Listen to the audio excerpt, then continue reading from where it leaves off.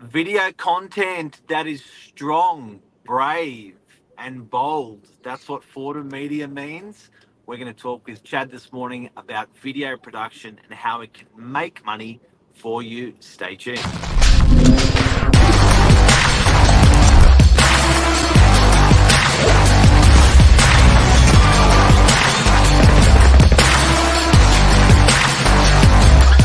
I'm the ringleader, so listen up. 100,000 views on your video post recently. How did you do this, Chad? And welcome this morning to the show, Chad and Billy. Thank you for having me.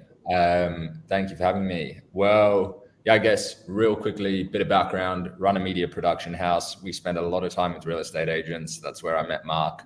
And slowly over the last 4.75 years, we've basically been tapping into all the different, I guess, channels and different types of videos and photos and all that jazz that you can do within a business. And I guess we had a little pre-conversation to this podcast, but there are many ways that it works. Wow. You. Pardon? Say again. Good morning to you, Billy Bob. Yes, good morning, Chad. We're very excited to have you. We're a big fan of your work, so it's made sense to get you on this morning and see your take, the clients you're interacting with, and if you can give us any examples of how these clients are making money from video content, because there's a couple of different versions. Yeah, awesome. Before you start, Chad, I'd like to apologise for my title this morning, being called an influencer by Billy. I have no idea why he's done that, but it's slightly embarrassing. Oh no, that's all right. I wasn't aware that you started Novak, so I thought I was talking to an influencer anyway. So we'll run with it.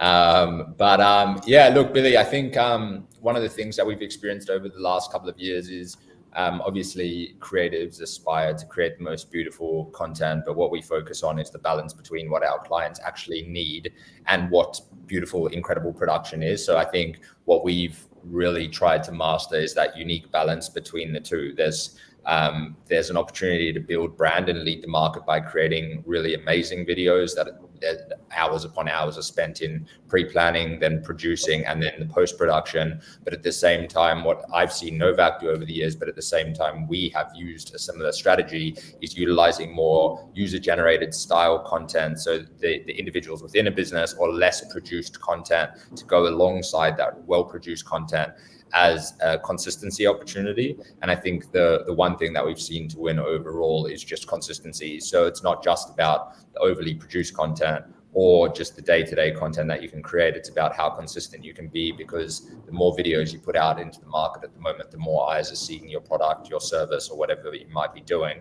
And at the end of the day, it's all about, can you capture the attention of the people that you want to be speaking to? And through consistency, we've seen pretty much all of our clients be able to do that. Yeah, it's exciting. Definitely is like it's definitely catching the eyeballs, that's for sure. I appreciate it. Question. Yes. Your clients that are most successful at penetration with their video content, what does that penetration look like? How do they do that? Because you're doing so much content for people out there. What is the content that just spins off and you're like, every time that client does something with me, it does well? What's the secret to the video content? I think it's the thought behind what you're putting out there, because at the end of the day, the market, there are a lot of people putting pieces of content or videos into the market. And so it's about being different. It's about being opportunistic. It's about jumping onto trends and being seen in the same light that people want to consume your content. And I think that's the balance. So it's that in a unique situation where you're able to, as a company, invest in really well-produced content that speaks to those trends. We've seen that do really well. But at the same time, the cost or barrier to entry on a lower tier or lower scaled scale in terms of production piece of content. I think it's how do we be different to everyone that's working in our space, but at the same time, let's say we use real estate as an example. Everyone's selling homes or buying homes or renting homes, but what can we do and how do we latch onto trends that might be happening in other industries that it becomes more colloquial to the more, I guess, a broader market? And that's when you tend to capture more volume, more plays, more shares, whatever it might be, because it's more relatable. I think when you scroll through a house and you're just doing what every other agent might be doing, you very quickly lose whatever your personal brand equity is that you've built in, let's say for this example, Novak, or each of the individual agents that's underneath the brand, because if it's just a property video, it can be anyone's property video. So I think what we try and do is I ask all of my creatives is what's that 1 to 3 seconds within every single video that we produce at FORTUM Media that's going to be different, that's going to provoke that attention, or connect to a trend or something that's happening in the, I guess, global atmosphere, to really bump up that volume. I like that word, provoke. Provoke. You've got some big customers to qualify your, FORTUM and yourself. Who are some of your customers out there? I mean, over the years, we've been lucky enough to work with some pretty amazing brands, of which most are still with us. FORTUM seen me go over to New York to shoot campaigns with Foot Locker. We've done a lot of work with them here. We work with Under Armour. We've done some really awesome stuff with some of the biggest real estate agents around the world. We work with big hotels. So we worked with Capella in Sydney. We've just done an amazing shoot for Intercontinental. We traveled down to Melbourne a lot for hotels in the Mornington Peninsula region. So we've done a lot of work across many industries. And I think the thing that keeps our big clients coming back for more is that we cross-pollinate what we see in one industry and bring it into theirs. So for example, the hotel industry is so used to having creatives or production houses or studios come in and just shoot because they're so used to shooting hotels. But what we do is we might shoot with Mercedes one week or a car company, and then we pull the transitions that we've used on fast cars into hotels, and the industry has never seen it. And I think that's the 1 to 3 seconds that provokes some form of, I guess, attention or comment or insight, or I guess it evokes some sort of emotion. And I think that's what we go for with everything that we do. Yeah, it's amazing. Can I ask, what's the uptake been like year on year? Does it just get stronger and stronger and stronger across all different industries, or are you talking to more agents than ever before when it comes I think the agents that know that, I think the agents that see value in the content, social media, brand play, we speak to more and more each year. I think at the beginning of FORTUM, I would speak to absolutely anyone, but at the end of the day, I think now where we're best served is working with agents that understand the value. It doesn't mean that they can't be taught, and I can't show them the value through the results that we're getting with our clients. But right now, yes, it is. I guess the demand and want for our services is growing year on year. But at the same time, we're becoming more and more selective, because the more time that we can spend with agents that really want to go the extra mile, the easier it is for us to put really strong resources into what they do. And for us, that's not just about capturing real estate videos at a property. It's like sitting down, understanding where they're at, understanding where they want to go, pulling out and dissecting all of their target markets and how they want to speak to all the different, I guess, segments within their world, and then creating really targeted content around all of those areas or segments, so that when someone, for example, in DY looks up real estate agent, not only is it the time, years and years ago, you'd know that the more signboards you could put up everywhere, the better it would be. And that probably still stands. The more someone sees your name, the better it'll be. But through really powerful content, you're basically doing that to thousands instead of the 100 cars that drive past it or 1,000 cars a day. You can do it to 10,000 people within a minute. It's just how you use the content as well. So it's more around the number and the volume of people that you can get this content out to. But as I said, yes, more and more agents are interested, but at the same time, we're kind of pulling back in a way to really focus on the agents that understand how, I guess, taking that macro magnifying glass and going, well, where are we now and where do we want to go? And then how do we get there? That's where we're seeing some really strong wins. Yeah. You must be able to use your video content not only for good, but for evil as well. So has your Tinder profile got really good content? I wish I could tell you that it did, but I'm actually not on any of the dating apps. But if I was, I would have our own content there for sure. But just for the record, single and ready to mingle, ladies, if you're Single. interested, 742 Single and ready to 677 chat Cohen. Another thing as well, how do people with video content, and this is a terrifically hard question that nobody's been able to answer, but I'm interested to see how well you can answer this. If you can't, I get it. How do you measure the success of video content? Is it measured in dollars? Is it measured in how the person who paid for the video feels when they watch it, how the consumer feels when they watch it, impressions, views, likes, engagements? I don't know, but when someone does a video, how do you guys as a team with the customer go, we smashed that out of the ballpark? How do you measure it? Yeah. I mean, I think there's two sides. And to answer this question, I guess at a very high level, the reason why we evolved from just doing photo and video content to actually becoming more of a full scope, I hate the word agency, but agency, we call ourselves a creative powerhouse because I hate it so much. But the reason we evolved to having a paid ads digital team, social media team, a team that can do design, digital, all that sort of stuff, is to connect the dots between just what video does in terms of brand equity and building eyes and attention and engagement, to actually distributing that content and showcasing the results that come from it. And I think there's two parts or two sides to my answer to that question. One is if you're putting content out there organically, yes, you might see an increase in views, and that's what you want at the end of the day. Like if you it depends, right? More eyes on your content allows you access to more people. And if those people are your potential customers, then at the end of the day, you should make more money. However, I'm asked, like, FORTUM has 7,800 followers on Instagram. People are like, you're getting way more views. The attention you're capturing is way higher. You've got hundreds, if not millions of views on your videos. Why is your follower count not up? The reality is if I message pretty much every one of those 7,800 people that do follow us, they could be potential clients. So it's that balance between like how many views and eyes do I actually want on my stuff and who are the views and eyes. And so I really believe that content, the success of content is twofold. I mean, there's many aspects to it, as you mentioned. It's like, how does someone feel when they watch the video? Either the person that paid for it or the people that are viewing it, more so the people that are viewing it. Does it build brand, what we would call brand equity? So are you taking your brand from where you're currently seen to where you want to go? And so that might be like, okay, we want to put out one professional team video a month because team's really important to us. But right now, no one knows who we are, right? So as a business, taking that step forward, there's value. So that's like building brand equity.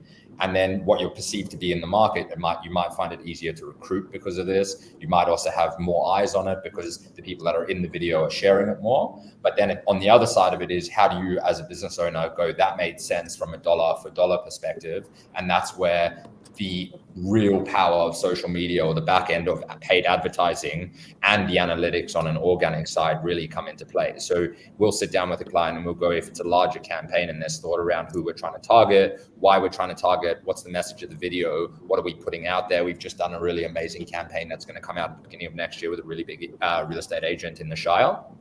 And the goals were very clear. It's like, this is who we're speaking to, first home buyers. This is how we're going to speak to them. This is what we're going to do. This is the target audience. This is the budget we're going to spend on it.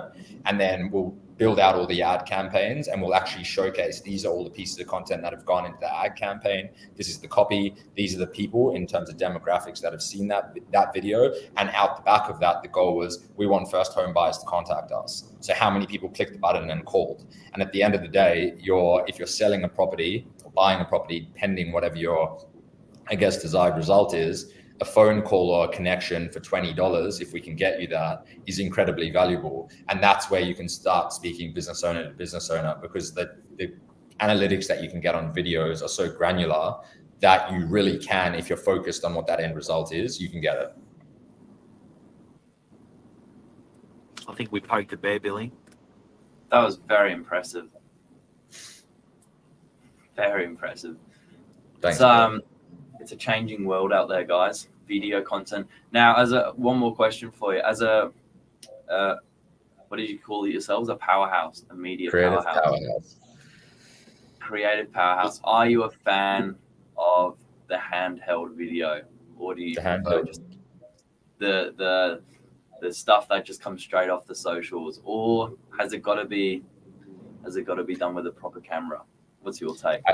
No, I think there's, I mean, a lot of studios or production houses will say that it's got to all be professional, but I don't believe that at all. I think there's value in both. I think you've got to be, I think pending who you are and how you want to be perceived in the market, I think you do need a little bit of care around if you want to be seen as like, we'll use like real estate agents again as an example, but if you want to be perceived as premium or luxury, I still think there's room for handheld content. However, I think you just need to be mindful of what your brand is and what you're trying to uphold in the market. So there's definitely room for it. I think it works really well. Sometimes it works better than really polished, amazing pre-produced and produced content. I think there's room for it. It's just a matter of deciding where to use it and how to use it, and does it fit within your brand. So walkthroughs at homes, Q&As with agents to give people a little bit of that organic culture feel for who you guys are, Q&As or testimonials with clients while you're on the go, I think really work. But at the same time, if you want to do more grand hero videos to build, as I said, brand equity, to kind of push you in the direction externally in the way in which you want to go, which I believe you need to be perceived in the market as professional, as aesthetically pleasing, as like being proactive, etc. I think that's really important. But in short, I do believe there is definitely a strong space for handheld video. It's good. We couldn't agree more, Lisa Novak says. Before we go, your message out there to people that are not doing video. Do you feel sad for them, happy for them? Probably a biased answer you're going to give us, probably a biased question I've asked, but tell us. It's a deep sadness. No, I think the business that I had like 6-7 years ago before FORTUM, that was what I guess provoked me to start FORTUM. And that was because I had a watch business. I went from selling 1 watch a month to 200 watches a month. And it was through video content that allowed me to do that. And that's where the gateway kind of opened my eyes to what was possible if you are creating consistent video content. And so my recommendation is start yesterday. Even if you don't use us, start with a handheld camera. But it is really important. It's far exceeding the engagement, the attention, and photos they both play an important role. But video is definitely seeing all of our clients better results. Lisa, I got a question before we go. This is a live show, guys, so if you've got any questions, throw them at us. Raw video content do you think raw video content watching on maybe TikTok?